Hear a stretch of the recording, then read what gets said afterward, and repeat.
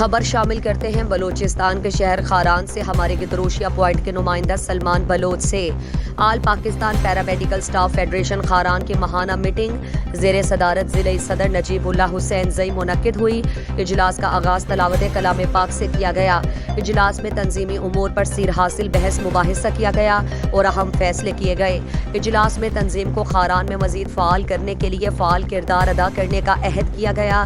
اجلاس میں نئے تعینات ہونے والے ڈاکٹرز اور فارماسسٹ کو ویلکم پارٹی بھی دی گئی، جس میں ڈاکٹر امیر بالاش نوشیروانی، ڈاکٹر اعجاز کپدانی، فارماسسٹ ڈاکٹر محمد اقبال مینگل اور ڈاکٹر عبدالوحید بلوچ شامل تھے، جبکہ اجلاس میں تنظیم کے عہدیداران chairman doctor Abdul Shakoor Baloch, senior نائب صدر سید مومن شاہ جیلانی اور دیگر عہدیداران کفایت اللہ درگزئی، الیاس ثاقب، وسیم اکبر مینگل، حاجی نور اللہ کوچک زئی، حافظ شبیر احمد تگاپی، مابد خان کمرانی اور خواتین ممبران نے بھی شرکت کی۔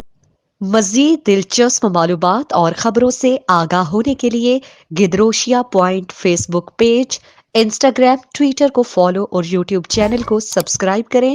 بیل آئیکن بٹن دبانا نہ بھولیں تاکہ مکران سمیت بلوچستان کی خبروں سے جڑے رہیں۔